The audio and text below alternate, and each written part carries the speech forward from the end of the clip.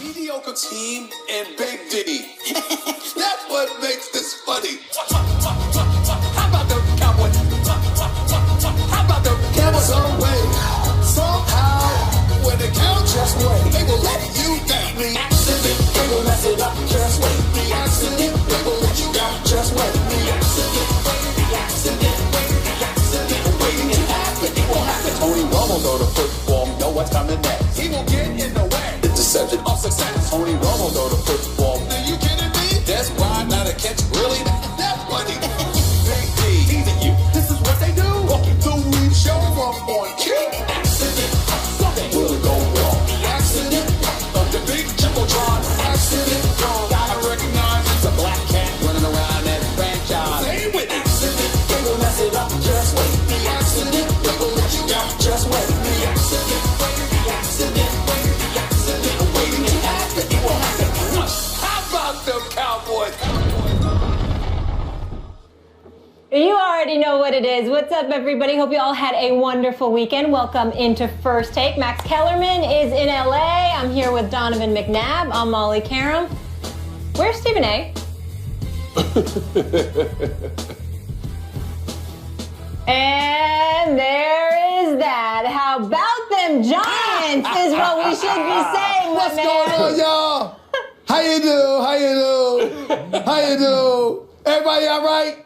Y'all good? Good. What's up, D? What's going on, you? Mollywood, how you doing? I'm good. How you doing? I'm Hold on. I got to make sure I got my regular decorations before the show.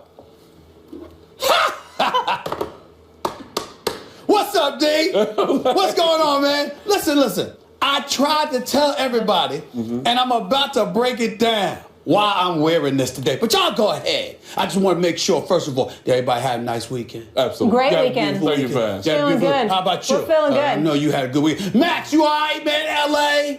Cool out. You saw your boy Crawford just destroy Molina in Nebraska. Now That's you right. in LA. You okay? Are you okay? It's all good. All good. Terrence Crawford put it on him, and you know. Everybody all right? Here I am. Everybody all right? Everybody's good. All right, Let's just get right into it. Let's talk. Stephen A, the Giants beat him twice. Let's talk about What this, happened? guys. Huh? What happened? Well, first of all, I think it's important to point out a couple of things. Number one, Dak Prescott did look like a rookie for a change. You know, we understand that. Ezekiel Elliott only had 21 yards rushing in the second half. I mean, you know, we can throw that out. Des Bryant, we'll be talking about him a little bit later on in the show. Talk about a no-show performance. All of these things played a very, very significant role. I mean, I guess wearing a Cowboys helmet can only protect you so much. I mean, when Janoris Jenkins hit him for the one pass that he caught, he ended up fumbling that. I guess the Cowboys helmet, I mean, it can't protect you but so much. So clearly, that played a role. But at the end of the day, please understand the magnitude of what has transpired here. Okay. You see, what I tried to tell y'all, what I tried to tell America, I tried to tell them this, Donovan McNabb. I said they're an accident waiting to happen. What do I mean by that? I'm not talking about the talent. I might not even be talking about schemes. It's whatever can go wrong will. And what happens now is the recipe for disaster has been revealed. It's been placed before us all, Max Kellerman. It's been placed before us all. Jerry Jones opening his big fat mouth, talking about Tony Romo, leading into this game, got Dak Prescott out there looking like a rookie, just messing with him. The dude is flowing. All he did was win you 11 straight. Was that enough, Jerry Jones? No, it was not enough. It wasn't enough. And so now here we are.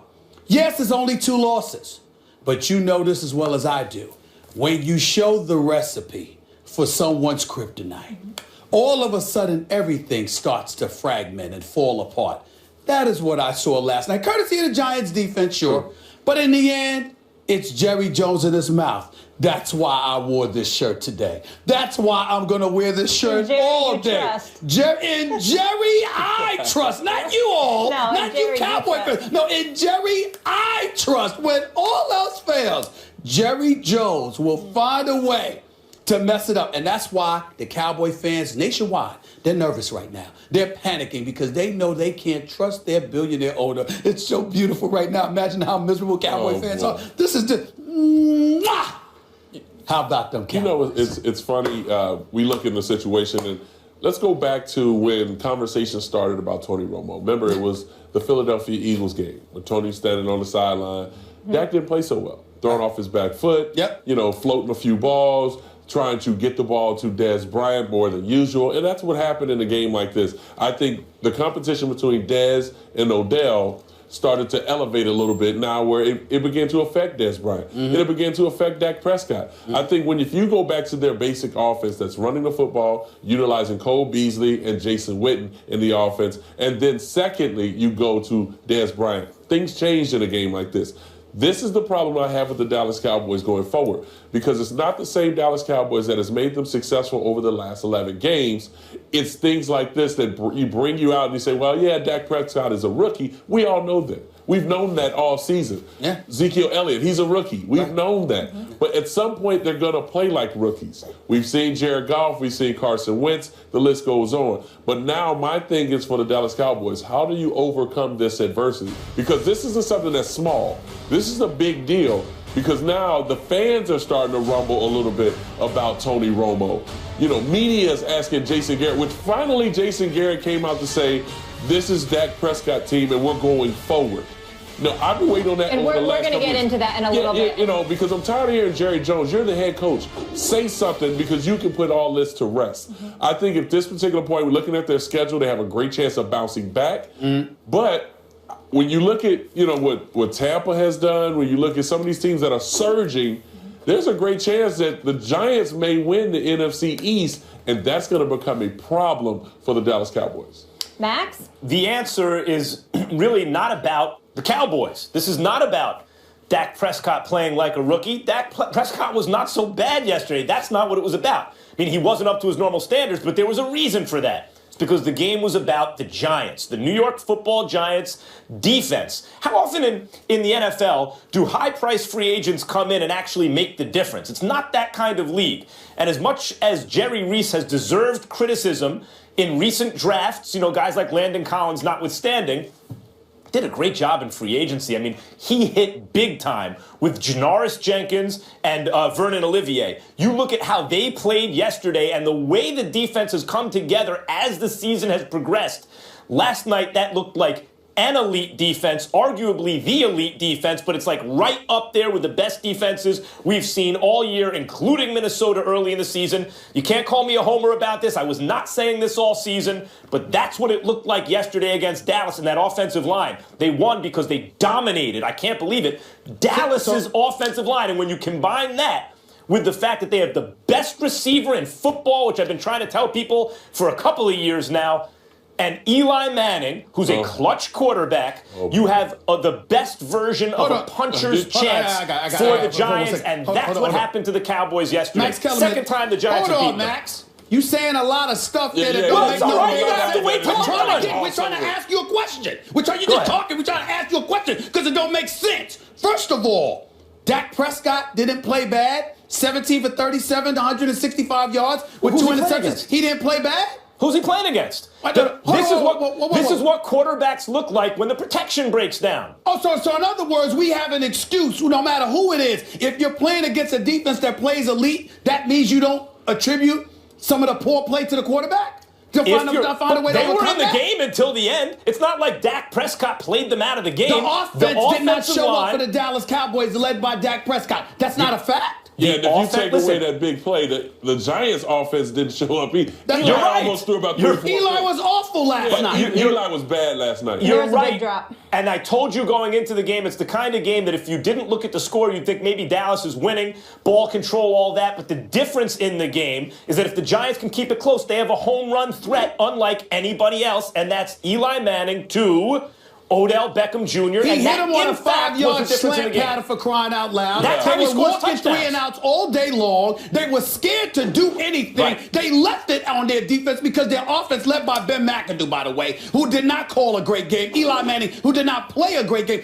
Donovan online. Did that offense not look scared to do anything? The Giants. You know it's bad when McAdoo comes out in the media and says, "At least we ran the football." That's right. I mean, your running game is awful. That means your quarterback was not efficient. And then, you had an explosive play with Odell Beckham, but you take that away, the game is still in Dallas's hands.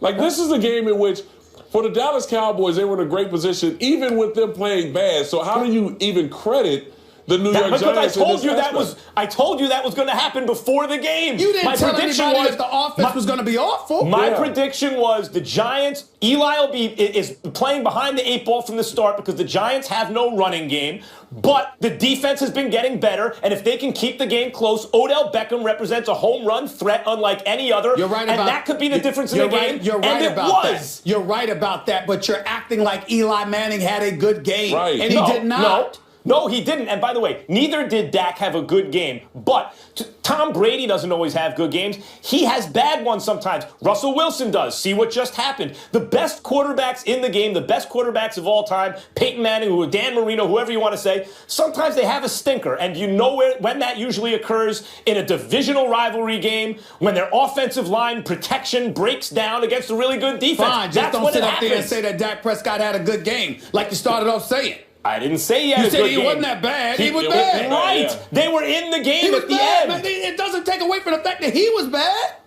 He did not have a good game. Thank you. And yet, by the standards of bad games, they had a chance to win. So I wouldn't be selling stock on Dak Prescott right now. Let's focus in on Dak in that situation. You know the saying, no one is more popular than the backup quarterback. Just ask the man in charge, Jerry Jones, and Jerry Stephen A. Trust. With Dak struggling a bit yesterday, the Tony Romo whispers have begun, and so have the questions. Jason Garrett, your thoughts? You consider putting Tony in the game? No. Why not? Yeah, we feel good about Dak playing quarterback for us right now. Why wouldn't a relief quarterback work in the flow of the game? Yeah, we just feel good about where Dak is right now with our football team. Does ineffectiveness come into part of the equation as far as putting Tony in for Dak? No. Definitively. No, it does not. Notice how Jason Garrett said right now after everything. We feel good about Dak right now. But I want to go to Max here. Max, is this the beginning of the end for Dak? No. And it goes to the point I was just talking about. You start with Johnny Unitas. It doesn't matter what quarterback you're talking about. No quarterback is great or will look great to everybody every single game through the season. Donovan McNabb, an underrated great quarterback in my opinion, had some games, Donovan, I'm sure, where you didn't look good to outsiders, right? To people observing from the outside. But in fact, if you, I'm sure, analyzed it, wasn't so bad either, was it? Your offensive line, wasn't playing well. The other defense was elite. The receiver broke down the communication. It wasn't where he was supposed to be, and it made you look worse than you actually were that day. And then some days, you just have a bad day, too. The greatest players of all time, that's true for. Dak is excellent. They barely lost this year, as it turns out, basically just to the Giants. And I don't think the sky is falling for Dak Prescott. No, wait a minute, Max. I mean, as a quarterback, you have to be honest with yourself. If you played bad, you played bad. I'm not going to sit there and try to say, well, it wasn't as bad as you think it may have been when you watch the film. You know what type of player you are. You know the things that you've worked on. If you've missed passes or you've thrown them high or thrown them low, whatever it may be, I can be the first one to acknowledge that. In a sense, for Dak Prescott, he played bad. Let's just admit he played bad. They didn't win the game. But that doesn't take anything away from Eli either. I think when you look at what Jason Garrett said, and I'm not going to blow it up when he says right now, because to me it seems like he is truly petrified to say anything. This is the problem that I've had with the Dallas Cowboys. Preach. You are the head coach.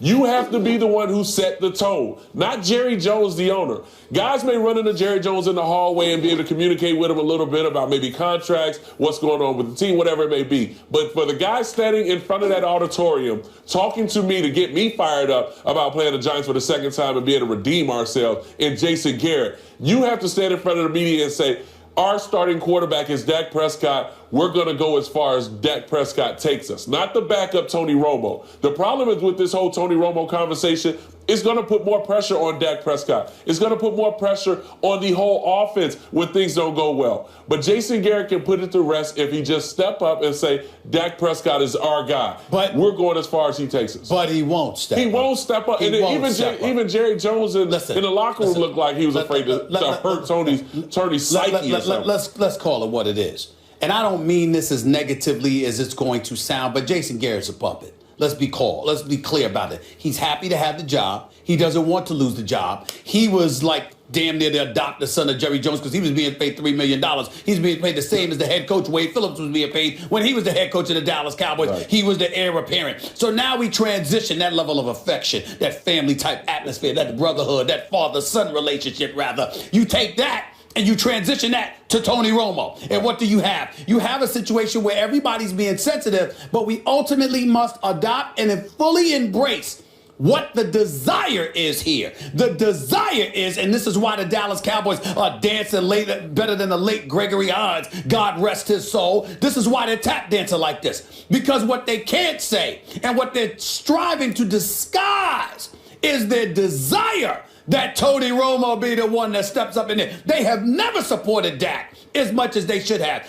Jerry Jones opening his mouth earlier this week is emblematic of that. And in the end, what it comes down to is that whether we like it or not, I have coined the phrase accident waiting to happen. I actually should brand that for crying out loud. I should make money off of that. Because I'm slipping. Because the bottom line is Jerry Jones and Jason and all of them, Dak is the future, and they know that. But the run that the Cowboys are on this year, all of them, they want Tony to be a part of it, even if it's at the expense of Dak Prescott, which is why I wore this shirt. That's why I said I love Jerry Jones, because I knew he would open his mouth and do something stupid to sit up there and compromise everything that the Dallas Cowboys are about this year. He has done it. This team is vulnerable. I'm telling you right now, the Dallas Cowboys are in trouble. And like I said before, they will not go to the Super Bowl. This is beautiful, beautiful. All right, they got the Bucs, Lions, and Eagles coming up, and we will also get into who is now the team to beat in the NFC a little later in the show. So you heard from these lovely gentlemen, their opinions on Dak's second loss to the G-Men this season, but we want to hear from you at home. Should the Cowboys start Tony Romo? Vote now. We'll share those results and react to them a little later in the show. By the way, be clear, there's going to be some idiots out there who feel that way. There's going to be some idiots out there because they're panicking. That's what Cowboy fans do. See, that's the bane of my existence. It's not the team, Donovan, it's the fans. Yeah. They are all nervous right now because they're like, let's not mess this up. Oh man, we got and they're calling for Tony Romo. I'm telling you, it's going to be a divide. Mark my word, that's Cowboy Nation for you. They're going to divide. And I know how locker rooms are. There's a division in the locker room as well. You know, when they're probably looking at Dak Prescott, knowing how he played in that game and how long will this continue on. That's why I say I'm waiting to see how they overcome this adversity. This is something that's very big because this is your starting quarterback who you really don't know much about being a rookie. So I want to see how long this goes. So much more than just a loss.